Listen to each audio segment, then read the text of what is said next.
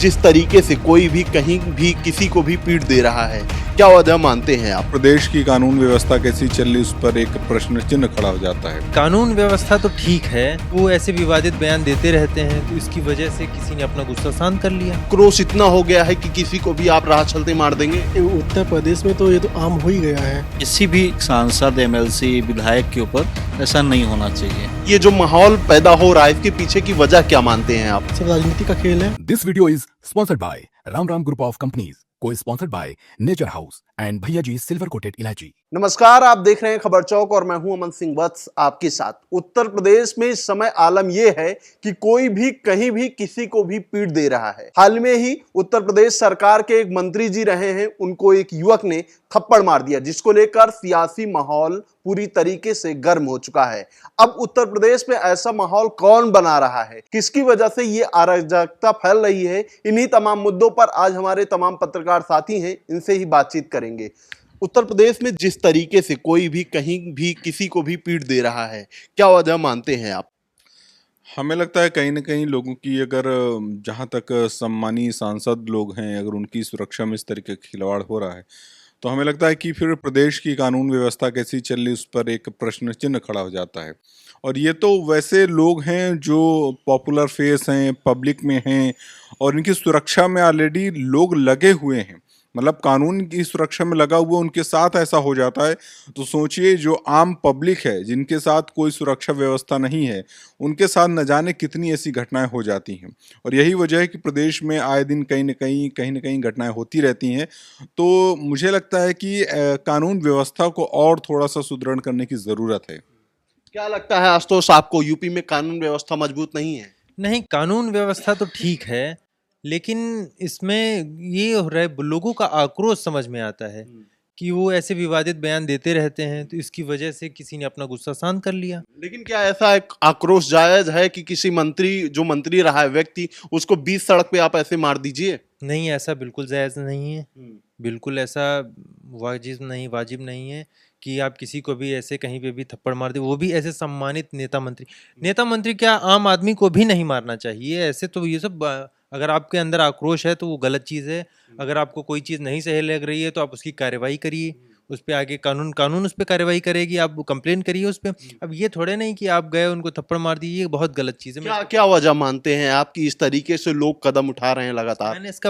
मैंने इसकी वजह आपको बताई। इसकी वजह कहीं ना कहीं यही है, लोगों में आक्रोश। उनके बयान ऐसे ऐसे रहते हैं, कभी वो रामायण पे बयान देते हैं, कभी वो किस चीज़ पे बोलते हैं, तो ये सारी चीज़ें गलत हैं। उनको भी थोड़ा सोच समझ के बोलना चाहिए। अंकुल, आपको क्या लगता है, क्या आक्रोश ही है इसका वजह, और आक्रोश इतना हो गया है कि किसी को भी आप राह चलते मार देंगे? उत्तर प्रदेश में तो ये तो आम हो ही गया है। जैसे कि आजकल नेता मंत्री को आते हैं लोग, और बलात्कार हो गया, पेपर लीक हो गया, इनकाउंटर हो गया, तो आम चीज़ें हो गई उत्तर प्रदेश में। तो इसके पीछे ये जो माहौल पैदा हो रहा है, इसके पीछे की वजह क्या मानते हैं आप? सब राजनीति का खेल है। हरीश भाई, आपको क्या लगता है, जिस तरीके से माहौल उत्तर प्रदेश में फैल रहा है, इसकी वजह क्या है? भैया ये सब राजनीतिक घटनाएं हैं, ठीक है, ये सब होती रहती हैं। लेकिन नेताओं पे हाथ उठाना, पीछे से आके थप्पड़ मारना, स्याही फेंकना, ये सब होता रहता है, ठीक है। लेकिन किसी भी सांसद, एमएलसी, विधायक के ऊपर ऐसा नहीं होना चाहिए। तो क्या ये जिस तरीके की घटनाएं हो रही हैं उत्तर प्रदेश में आम हो गई हैं अब?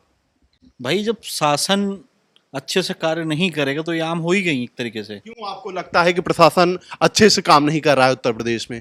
भाई शासन अच्छे से जो अगर काम करता तो उनको कोई आके पीछे से मार देता? नहीं मारता ना, ठीक। अब जब मार दिया तब उस व्यक्ति को पब्लिक ने खूब मारा, तो जब पुलिस के होते हुए पब्लिक ने उसको मारा, ये भी तो गलत है। तो गलत तो दोनों तरफ से है ना, पहले उसने मारा फिर उसको मारा जा रहा है, तो अराजकता तो फैल रही है ना। अराजकता फैल रही है और एक चीज़ ये भी है कि लोगों की मनोवृत्ति ठीक नहीं है। हमें सबसे पहले समाज में जो घटनाएं घट रही हैं इनको तो देखना ही पड़ेगा कि क्यों हो रही हैं। उसके साथ साथ ये भी समझना पड़ेगा कि ये घटनाएं ना हो, इसके लिए हमें ये समझना है कि इसकी जड़ क्या है, इसकी शुरुआत क्या है।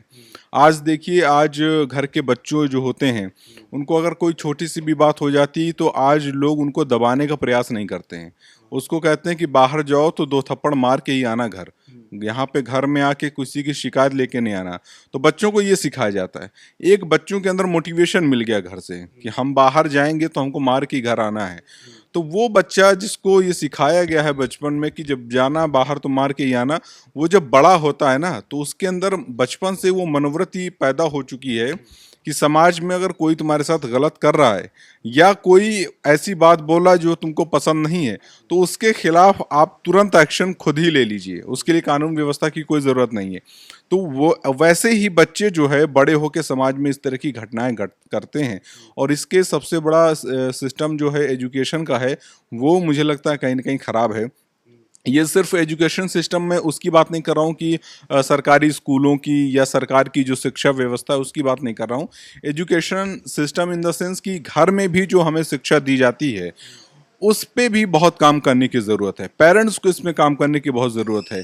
कल को जिन घटनाओं के खिलाफ आज हम विरोध दर्ज करा रहे हैं, कल को हमारे बच्चे उन घटनाओं में शामिल ना हो, इसके लिए जिम्मेदारी हमें भी अपनी व्यक्तिगत तौर पर उठानी होगी कि हम अपने घर के आसपास के बच्चों को और जो रिश्तेदार के बच्चों को अगर कोई ऐसी घटनाएं कर रहा है जो लगता है कि यार बड़े होकर ये क्राइम भी कर सकता है, वैसी घटनाओं को शुरुआत में ही दबाना चाहिए, क्योंकि वो छोटी छोटी मनोवृत्ति होती है, वो बड़े होकर एक अपराध का रूप ले लेती है। आशुतोष ने कहा कि कहीं ना कहीं इसकी वजह ऐसी बयानबाजियां भी होती हैं जो लोगों को आहत करती हैं। इससे आप कितना सहमत हैं?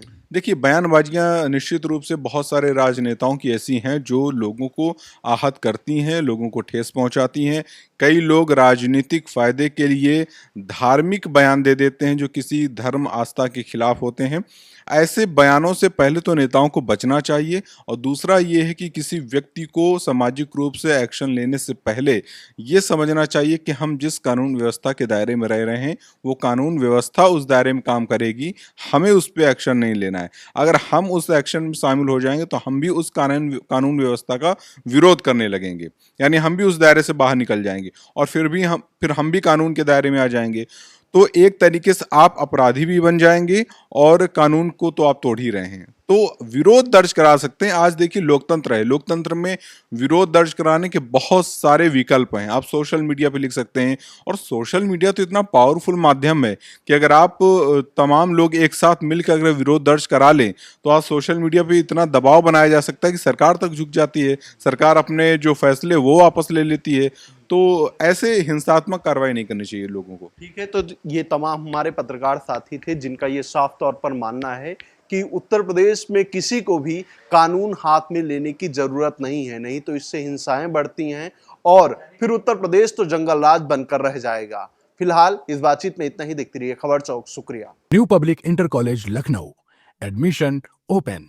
फॉर मोर इन्फॉर्मेशन कॉल 0522 282232 और 7755 089585।